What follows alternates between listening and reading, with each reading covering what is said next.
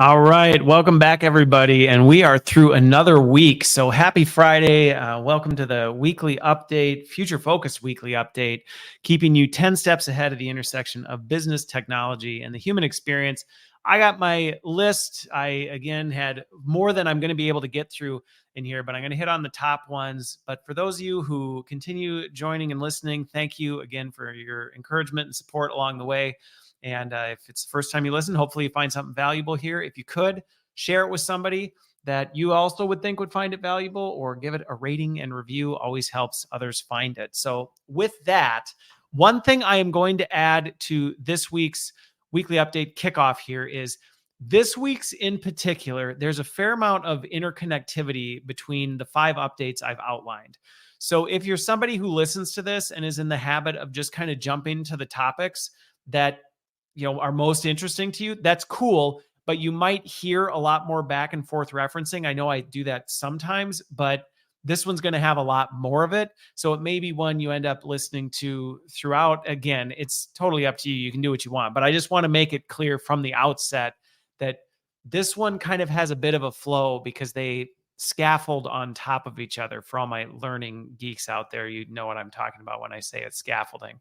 But anyway, with that, I want to jump right into it because I'm limited on time for recording today. So I want to make sure I get through all of these.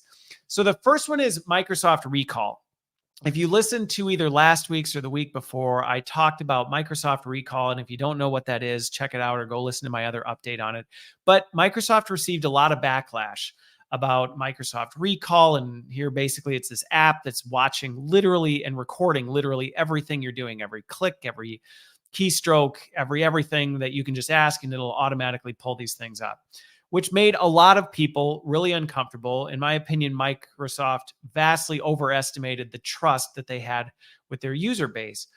Well, I wanted to bring this one back up because Microsoft has recall, and not really recall, but I thought that was kind of catchy. But anyway, they didn't completely pull it back, but they did make a pretty dramatic change to how Microsoft recall is structured on PCs now, in that they've moved this into an opt-in. So by default, and I was actually really surprised when I heard about this, that when they rolled out Microsoft recall, you had to opt out.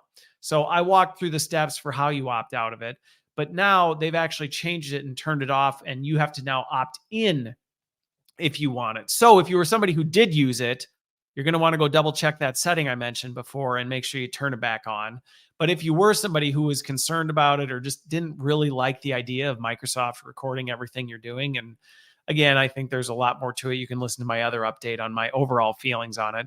But it is now opt-in. And the reason I brought this one to attention is I know a lot of the things I talk about in my updates can feel big, very distant, very out there, controlled by, these massive organizations, these superpowers. And sometimes it can leave you feeling a bit hopeless as you hear about all these things that are happening and going, I mean, regardless of how I feel about it, what difference does it make? It's not necessarily really going to make a change. And I thought this Microsoft recall one was an encouragement to everybody that your voice does matter. And how consumers respond to the way organizations use AI matters, and it does inspire change. And that's actually part of the reason that I do the work that I do in trying to help educate and just create greater awareness around AI and the implications. Because when we understand it and we do something about it, companies respond. And I think this was a good example of Microsoft hearing people's response going, hey, we're all for AI, but the way you're using it, we understand it and we are not okay with this, or at least we want the ability to choose to engage with that, not have it that chosen for us unless we reject it. And so if anything, it's my hope that it would be an encouragement to us to continue learning more about this, to continue being aware of how these technologies work, where it's starting to move, some of the things that are happening with it, so that we know when to speak up and to raise our hands and say, I'm not okay with where this is going, and this needs to change. Because the reality is, especially as artificial intelligence and a lot of these advanced technologies are moving more towards a, you know, product, they're productizing all this stuff. They can only productize what consumers will demand. And so when they do things and people go, yeah, no, we're not cool with that, we don't want that, it actually affects their whole business strategy and their product strategy, because they go, well, we can't do this. And I'm seeing some of this with LinkedIn. LinkedIn is changing some of the things. So they're taking cues from their parent company, Microsoft, and some of the AI features based on feedback from their users who are going, yeah, we think it's cool, but we think you're applying it in the wrong way, or this use of it is not actually adding value to us. And they're going, oh, you know what? Now, I think one of the things that was interesting about the Microsoft recall that'll start to, you'll see how these things thread together. So anyway, in kind of conclusion with that one, I just want to use that one to encourage people who may feel like you're just on the train for the ride and you have no say over where it's going and how you get there. We actually do, even in some of these super giant powers that can feel like there's just nothing we can do, we actually have the ability to influence change for the better. And so I hope that also encourages us to, again, be more aware, be more conscious, be more thoughtful and intentional about what this tech is and how we use it, so that we can speak up, we can give feedback, we can push things in a way that is better for us over the longer term. So I was encouraged by this. I think this then leads to, one of the kind of concluding thoughts on the Microsoft one. It was really interesting seeing the stark contrast of Microsoft that, in my opinion, with recall and some of their other moves, even LinkedIn and some of their AI features, has, I think, over-indexed on assuming we're further along in the adoption and maturity curve than we are. And I think that's what we saw with some of the backlash with Microsoft and some of these other things, is they are assuming, oh, everybody's as far as we are and as comfortable with AI as we are. And they're quickly discovering, oh, maybe they're not. Now, I think where that's in stark contrast is Apple and the way Apple is approaching it. And regardless of your feelings on Apple, I know some people are, I'm an Apple fan. I enjoy their products. Some people are anti-Apple, but regardless of what they're doing, I think their conservative approach is a little more in line with where the market is on an adoption standpoint. So while people are very excited about the possibilities, they're looking at some of these things, I think from a readiness to actually adopt and really fully embrace some of this stuff, Apple's pulse is a little closer to where people are. Now, what I wanted to touch on with this was there's two things that, and actually three, kind of all thread together. So first of all, one, there's been some news that came out, it would have been late last week, early this week, something like that, on OpenAI and Apple and their partnership.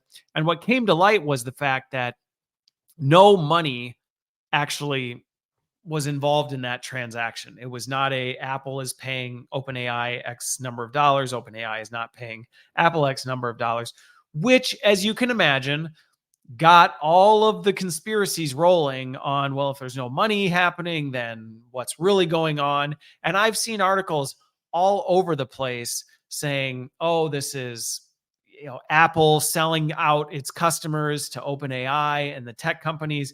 And I've really seen some negative, quite frankly, slanderous stuff being spread around where I go, hey, hold on here. Like, we cannot just jump to this conclusion that just because financials were not exchanged, that somehow nefarious plotting is going on between Apple and OpenAI. Now, granted, there's probably a lot more that we don't necessarily know on the surface, but as I dug into the deal and what they actually were doing, to me, it actually makes a lot of sense. And it also makes sense next as you contrast it to how OpenAI came to, at least what we've seen in the event last week of how OpenAI will be connected to Apple devices and what that looks like. It really was a play for exposure. So what OpenAI saw was the fact that there are a lot of people using Apple devices, and that is a huge technological footprint of people. And so to be the quote unquote LLM of choice for Apple is a pretty big deal. And so to have access to that you would have actually expected OpenAI to pay Apple and say, we want access to that. But I think this is where both of them recognized, hey, there's mutual benefit to the two of us to work together on this. For OpenAI, hey, we're putting our product in front of people. So if you look back to last week's update, I said I was actually a little surprised, but then after digging into this, it made more sense. Why, when they showed how ChatGPT was connected to Apple, you actually got an on-screen prompt that said, would you like to use ChatGPT for this? You actually were prompted and opted in to using ChatGPT, which is in contrast to Microsoft Recall's initial approach. You actually are conscious of what's happening. You're aware. You now know that you're moving over into ChatGPT's data systems. So for them, OpenAI looks at it and goes, yeah, we want, whenever people go, this on-device small language model isn't enough and they want more, we want the thing people are presented with, the ad space, if you will, to say OpenAI. Why? Well, market recognition. We just want to be the LLM of choice. So it makes sense. OpenAI would go, hey, there's value in this for us to be that partner. And yes, we're going to have to give some on that. I think for Apple, it was a great deal because they go, look, now we don't have to invest in building our own huge large language model, pour billions of dollars into this whole thing to try and create yet another one to compete with Gemini and OpenAI and Anthropic and all these other players. So yeah, we will make a deal where you are the LLM of choice. We will figure out how we integrate features over time. We will not pay for that integration.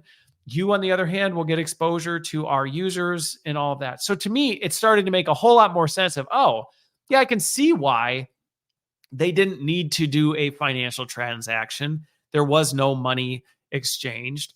And now it makes sense why, there's a prompt as it stands today, and that it wasn't fully integrated where basically everything on the device is being run by ChatGPT, which addressed one of the other big conspiracy things that popped up with this whole thing, which was, oh, see, ChatGPT, OpenAI, the fact they didn't exchange money, Apple's selling out all your data. Actually, no.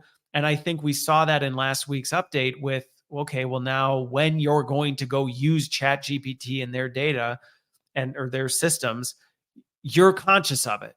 So you're being prompted from your iPhone to go do that. Now, if you do that and then you go, I can't believe ChatGPT has this information that I put in now, it's like, well, that's on you.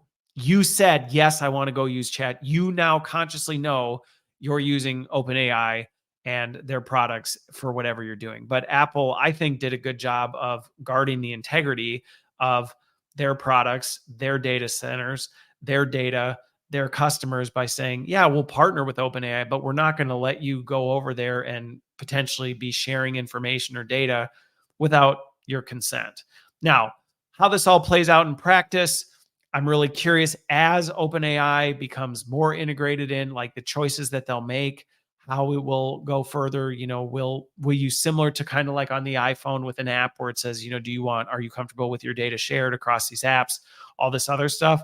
I think there's more to be seen on how this is, but I didn't think it was helpful that really the initial reaction I saw to everybody from a lot of sources, I won't say everybody, but from a lot of sources, when they saw there was no financial exchange between the two, was immediately jumping to conspiratorial outcomes and all this stuff. And like I've said many times before, we just need to slow down, be quick to listen, slow to anger on some of this stuff, because it's just not helpful. And honestly, we end up painting people in a really bad light very quickly, only to then later discover, oh, okay, I guess it wasn't really what I thought it was. And it's much harder to go back from that once you've already shared that. So that's the latest on what's going on with this Apple OpenAI partnership, what we know about it, what it means, and why, I would caution people from jumping to the conspiratorial outcomes on this. I personally, having dug into it,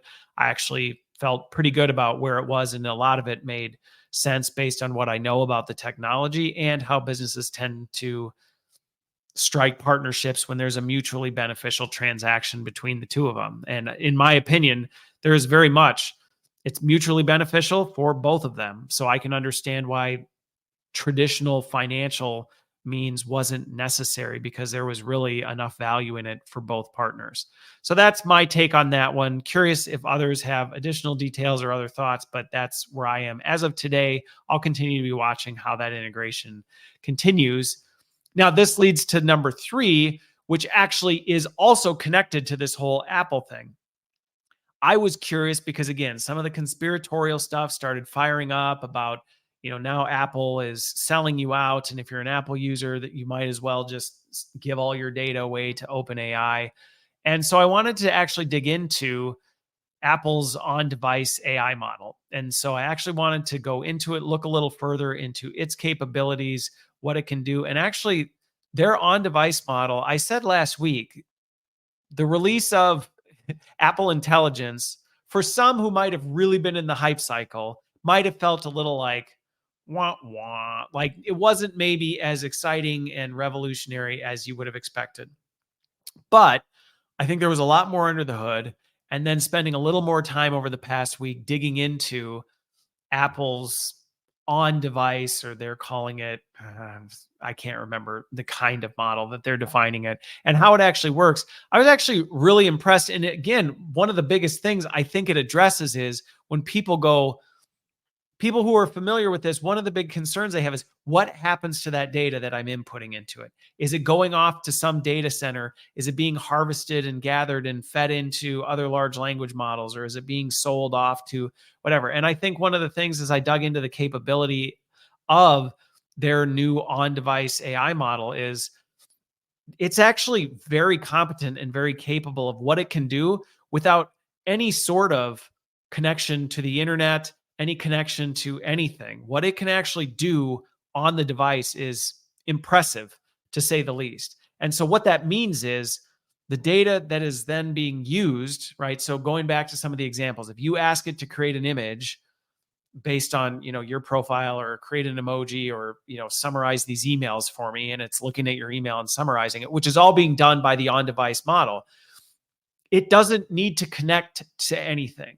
And so it's not actually sending the content of your email out to OpenAI's servers or Apple's servers or whatever. It's actually all happening on your device. And then the capability of this model is it's all doing that right there. And so it's secure on your device. Now, of course, you're going to get folks who go, yeah, well, how do we know that for sure? And isn't it possible they could do all these? And of course, is it all possible? I suppose. But we could sit and speculate on the things we don't know and fill in the gaps on stuff. And we, especially societally right now, have a really bad habit of not taking people at face value. And if they say, listen, we designed an on-device small language model that is capable of doing this without connecting to the internet so that your data is secure on your device, and only data you choose to send out to OpenAI when you're prompted, or that you've opted in through other things, is being shared with anything. I think sometimes we just need to believe that and go, okay, I mean, until there's evidence to the contrary, or until there's real data showing that that's not the case, maybe we just should actually believe that. And looking into the capability of the model, some of the articles I saw where people were like, yeah, there's just no way. There's no way that it could do these things without tap. It's like, actually, yes, it can. They've done a really good job. They've tapped into the architecture of the M1 chips. And it's why it only runs, if you remember from last week, it only runs on the latest models, the M1 processors and above, and the iPhone 15 and above. It's because it needs the power of that chipset to be able to run this localized small model. But it actually is powerful enough and capable enough to do all these things without any sort of off-device connection, which I think is really encouraging. Not only just, oh, hey, I'm trying to advertise or promote Apple. No, but I think it's encouraging to know it is possible. So anybody who says, well, we couldn't do that, or there's no way we could ever get to that point, actually it is. And so I think we can start to see expecting this from Android and other things like that. We're going to see it in, devices, wearables, some of these pins. They're no longer going to need the internet connectivity to be able to do some of the things that we need them to do. And I think this is just an encouragement in that. I think the other thing is, I don't have the URL off the top of my head, but if you actually Google Apple's on-device AI model, you can find it very quickly. It'll be in the top hits. AI actually outlines this whole thing, and they actually went through all of the benchmarks and the capabilities and some of the testing they did. And one of the things that I really appreciate, and I think we need more of this, and again, it's words on a page, but again, we can tend to be too conspiratorial, but they are really taking their commitment to responsible AI principles seriously. And they actually lead with that when they talk about this. And they talk about how full life cycle, from the data itself to the pre-processing, to the pre-training, to the post-training, to any sort of operations, the full life cycle of AI development is under this umbrella of responsible AI, which I think as consumers, that should matter to us. And regardless of what product, what company you're looking at, working with or buying products from, you should be looking into what is their stance on responsible AI development and use. Because just like there has been a rising trend of people looking to companies and wanting to buy products from companies who are committed to sustainability or things like that, I think this is the same type of thing that we should be starting to expect from technology companies to say, listen, that's great that you're using AI, but we want to know, are you committed to responsible AI? And if not, we are not, as consumers, interested in your product. And like I said, my goal in this is not to say, hey, everybody, you should go be Apple fans. No, that's not what I'm saying. What I'm saying is we should take what they're doing, which is leading with responsible AI, and we all should be setting that is our expectation from companies who are designing, developing, and sending out AI products, is that responsible AI is important. It is important to us, and it matters a lot. I think the other thing that we're going to continue to see with some of this, as I looked at some of the benchmarks were impressive. And if you want to go through, I didn't clip pictures of them this time or anything like that, but you can actually go out and take a look at them. This to me is really encouraging in that I think we're going to see greater adoption and more practical use of AI in things that now, again, they don't necessarily, with the advancement of this and some of the other small language models, they don't require an internet connection. They don't have to tap out into some data centers, things like that, which is great because it means some of the concerns around the energy consumption around the data centers, we can now say, well, this is at least a plan to address that, because rather than everything having to be channeled or funneled through these massive power-hungry data centers, more of this work can be done on-prem, on device. We don't need all of that to be tapped out. I think we can also say, from a data privacy and security, we can start to say, hey, you know what? Kind of like computers used to be the size of a room. Well, we might not need a whole data center to do a vast majority of the work, and it can all be done on device and housed locally like that. And so I think that's really encouraging with some of this. And when you look at the stats, I won't go through all of them, but they were really impressive in terms of, Apple's model, their local model in terms of benchmarks. And again, how much trust you put in benchmarks, whatever, that's up to you.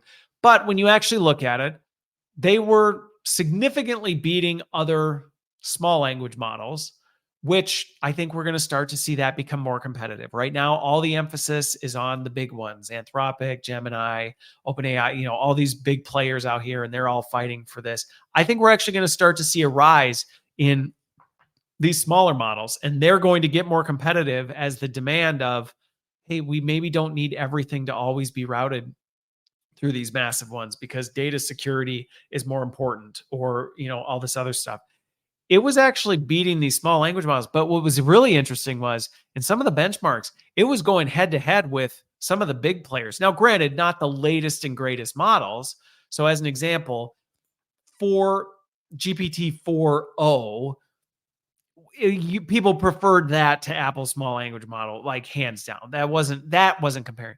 But when it came to GPT 3.5, Apple's on-device model, it was basically almost a 50-50 split in terms of people were like, yeah, it is as capable or competent as a 3.5. So as we think about the advancements of these big ones, you start to think about, again, I mirror this back to mobile processors and how back in the day, your computer already, yeah, it got smaller.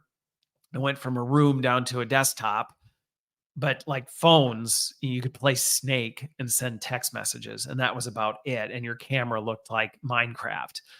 But over time, the processing power became more, compact and efficient and all this other stuff. And so pretty soon, phones, a modern phone could compete with like the top computer of 5 years ago, things like that. The latest phone can compete with all this. And I think that's what we're starting to see with some of these advanced AI models is, all right, well, now these big ones are way over here, but all of a sudden the lines are starting to blur. And I even think about how my iPad Pro was beating my MacBook Pro that was still running an Intel processor. But again, my iPad Pro M1 was beating my MacBook. And I think we're going to start to see that where these massive large language models suddenly you don't need them quite as much.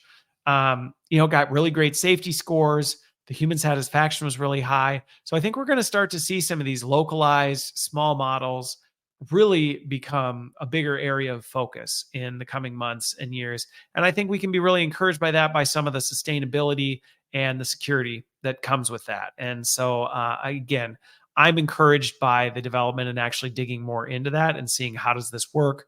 Where are we going? And some of the advancement we've seen in that space. And honestly, when you think about it, I think about what most people are using these massive, super power hungry, large language models for.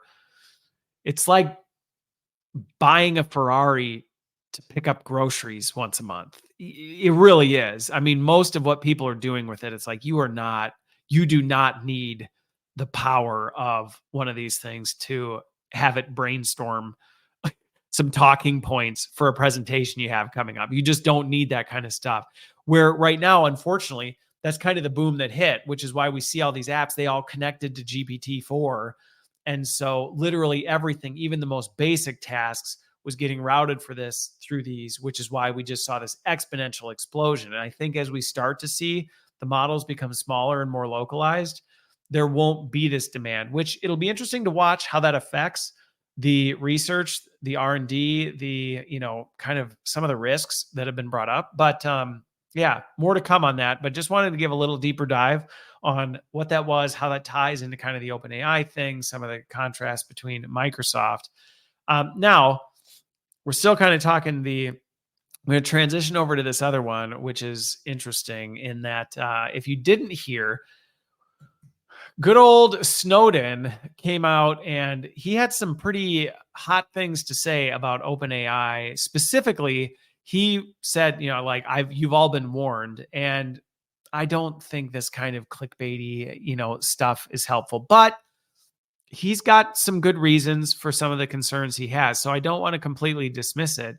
But what, Snowden really came out and talked about was the fact that U.S. Army General Paul Nakasone, anyway, he was the former NSA director. He was the longest serving leader in the U.S. Cyber Command. He was the chief of Central Security Service, something like that. He's now a board member on OpenAI. And so I think what we're seeing here is Snowden's kind of shots fired, calling out, going, the former NSA is now getting involved in OpenAI.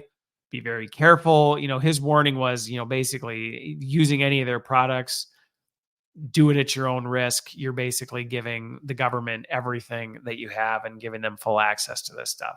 Now, my response to this was, I understand his concerns, and also he's been much closer to it than I have. I've never worked for the NSA or any of these top government agencies. So he's probably seen plenty of things that most people have never seen. And if we had seen him, we might be rightfully skeptical of NSA suddenly, but it's not NSA, it's a former NSA. But and I think this is where some of the conspiratorial stuff doesn't always go well for us, because we're like, well, former NSA is now getting involved in this, so I'm sure that means this, and I'm sure that means this. And pretty soon you can go down this rabbit trail. It's like, is there actually any evidence that that is actually what all going on here? And now at the same time, should we maybe be a little more aware of the fact that, you know what, I'm not surprised that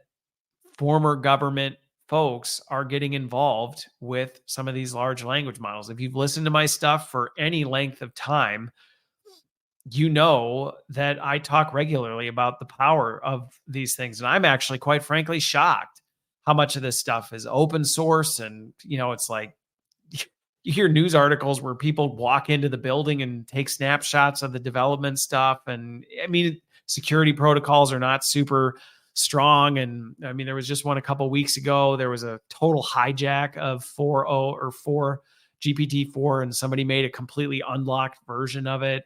They got shut down pretty quick. So it doesn't surprise me with the need for regulation, for more governance, for things like that. And then the tremendous power that these technological capabilities have.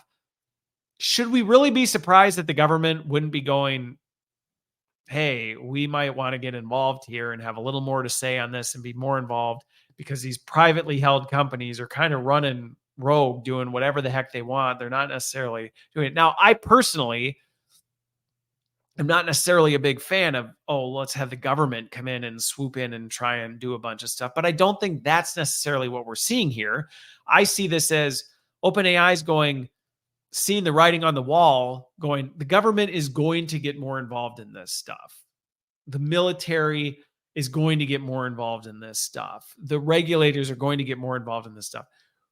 We as a company would be wise to have people who are experienced and capable and know how these systems and, institutions work on our advisory boards so that they can advise us appropriately. If you're not as familiar with the corporate sector, that's exactly how advisory boards are designed to work. You're supposed to hire thinkers and minds of people who come from potentially competitive landscapes, from potential barriers to what you're trying to do. You're supposed to bring them in to go, here's what we're trying to do. What are we not thinking about? What barriers might we encounter? What are the things that might come around the corner that we're not seeing right now, so that they can advise as a board of directors to the organization, well, you know what, this would be a stupid decision to make. No, I wouldn't do it quite this way. So to automatically assume that just because, this Army general who is former NSA is part of the advisory board, this necessarily means that the NSA is now getting everything that OpenAI does. And so just throw OpenAI's products out to me, that's just a far reach. And I think we far overestimate how some of these things work. I mean, having worked in the C-suite and working with a lot of companies and their C-suites, I can tell you most senior leaders who are involved with stuff, they don't have some sort of like magic knowledge, or there's not some, dark boardroom where nefarious conversations are they're normal people doing normal things. They happen to have an expertise in a certain area. And so my lens on this is, okay, dude with a ton of experience in an area that is highly likely to intersect with what OpenAI is doing, especially with as advanced as they're getting and mature and as widespread as they're getting. Of course, they're going to want someone like that on their board helping advise them. Now, at the same time, lest everybody think I'm just saying, oh, nothing to see here, don't worry about it, pay no attention to it. I mean, Snowden's got some reasons, and he's leaked some stuff that regardless of how you feel about it, like, hey, the public sometimes isn't always told the truth about everything. And when it comes out, people go, really? Like, this was all happening under our nose? So do I think he has some good reason to be skeptical? You bet. You bet. And should we maybe be watching how the government gets involved, how these institute? Yes. If you've listened to any of my stuff, I tell people all the time, be paying attention. Don't just blindly assume, oh, nothing to see here. I'm sure it's fine. I'm sure everything they're doing is for our good. No, of course it's not. They've got their own agenda, things they're trying to do. OpenAI has their things they're trying to do. They're trying to make as much money as humanly possible. You think that there's not the possibility that they might make some really bad decisions that are not in your best interest as a result of that? Well, of course they are. So yeah, be mindful. Should we be watching this? I absolutely, and I absolutely will be watching and continue to be waiting to see how the government, how the military starts to get involved in some of this stuff. It's going to be interesting, especially as they start to look about productizing this with government agencies. I can tell you right now, if the US government is considering getting in bed with OpenAI for use in military type stuff, yeah, you better believe they're going to want to know, hey, is this data secure? Like, who has access to it? How do we make sure it doesn't go so far? Maybe all of this stuff doesn't need to be open source that our enemies can necessarily just, you better believe some of that stuff's going to happen. And as OpenAI is a capitalistic company, and they're looking at how do we make as much money as humanly possible with this technology we've spent trillions of dollars investing in, and they're now productizing it. Of course, they're going to be starting to look for different suitors, and government and military is no different. So when we really break it down to some of this stuff, I think there's plenty to be cautious and mindful of. And yes, should you be careful about how much information you're sharing with an open, AI product? Yes, but you should be just as careful with any sort of technological product. The number of times I talk to my kids about the fact, like, just remember, anything you do on the internet could be found, could be discovered, could show up somewhere you don't want it to. Now, I'm not saying so it's our responsibility and they have no responsibility to be careful. No, that's not what I'm saying. Yes, we should be pushing for security, data privacy, absolutely. But to us as the end users, I think, yeah, we should be very careful about what information is shared. That's why it concerns me so much, the idea of these AI companions or these AI things that we just basically tell everything and use to basically live and run our lives for us. You think that's smart in general? Like, no, of course not. And I see how we've treated mobile phones where we just assume, oh, it's my phone, so I can do whatever I want on it and it'll never hurt me. Like, what? Same with social media. I can post whatever I want on social media. That's never going to come back. Are you kidding? Like, you're putting it out there. So be mindful, but you don't necessarily need to be more mindful now because a former NSA director is at OpenAI. That should be the kind of vigilance that you're executing and that you're using all the time around technology, not out of fear, not out of concern for all these terrible things that could happen, but just out of wisdom and discernment on, hey, is this the kind of stuff that I necessarily want potentially publicly accessible, publicly available to people who don't really know me, or it could be used for things that I wouldn't necessarily want it to. Yeah. So use discernment. I don't think it's helpful for people freaking out about an NSA director being on OpenAI's boards just based on how boards work, the purpose of them, and where OpenAI is going. All right.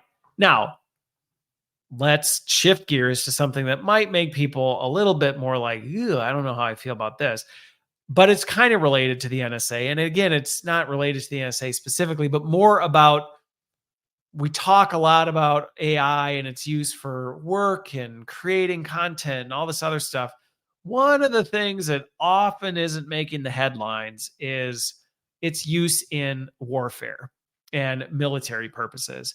And this week, I came across an article that it had a video of these autonomous marksman robot dogs. And it was a little disturbing, to be honest, watching these things. They had, they had sniper rifles mounted on their backs, and they were able to patrol around this, perimeter, and any of the targets that it had been programmed to, whatever, it shot, and it shot with a level of accuracy that was as good, if not better, than a highly trained marksman type of a thing. So does that raise concern? I mean, of course it does. The idea of autonomous robots that are autonomous killing machines, that should probably make us all a little bit uncomfortable. Am I surprised one bit that this is where we're going? No, and it's also not new. We've been using drones for a long time in the military. We've been using technology for warfare for a long time.